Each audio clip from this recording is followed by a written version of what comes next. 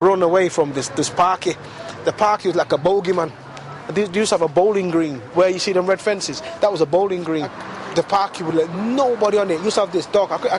All I used to hear the dog, bark, bark, bark, but you'd never ever seen the dog. I remember the good old days when we used to be able to just jump over the fence islands in the park. Oh gosh, yes. You know? You remember the rockeries? The rockery.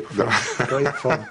We saw it as an adventure because the rockeries was a lot of plants and a lot of trees and a lot of everything. You could hide away and you could disappear for hours on end and be in your own world in the rockery and alleys in the park. It's fantastic. When we was allowed to play out, it was only a little yard. It had grass on both sides and like a path, a concrete path. And my mum wouldn't let us go out the gate because, you know, we had to stay where we could be seen. So I'd ride my bike down the path, we'd get off, turn it around and go back up the path to the back door. And that's as far as we could go. There was a cinema on Claremont Road, I think that was the Trocadero. There was one definitely on Claremont Road and there was one here on Wimslow Road. Yes. The one we used to go to was the one that was actually at Brooks Bar. Used to call it the old Fleet Pit. I can't remember what it was actually called. I think it was called the Imperial, if I'm not mistaken. And I do remember that, and because it was one of the few cinemas that used to show Asian films as well. So everybody could see each other there. That was on a Sunday evening after the temple. They'd all go over there to watch a film. It was just very close, isn't it?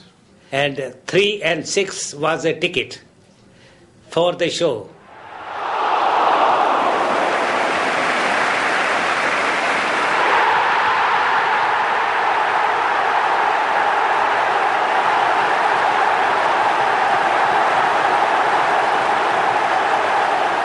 The best thing about it, we used to mind people's cars.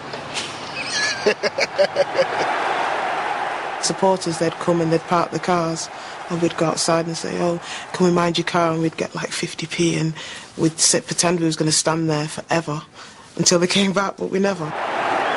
They won't tell us no. Because we was about 15, 16 young kids strong, little munchkins.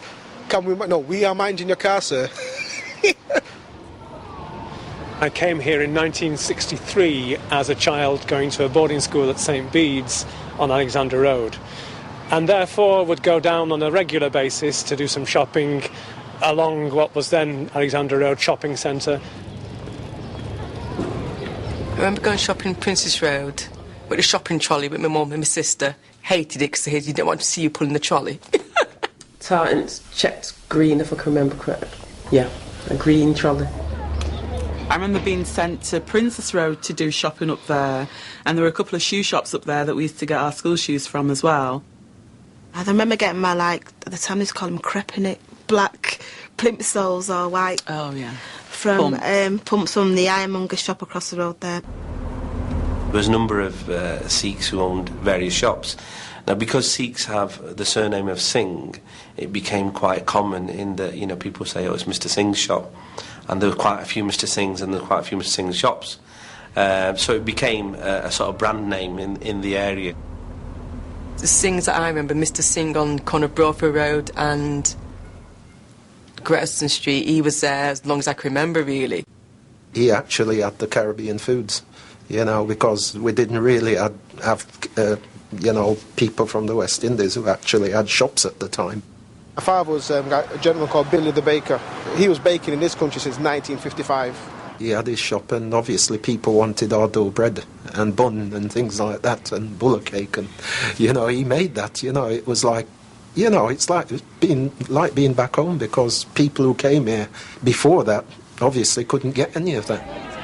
I remember very clearly having to go shopping with my mum, and she'd go out for 2 or 3 articles, you know, and she'd be there for 4, 5 hours. And why? Because she couldn't get 2 steps without speaking to someone.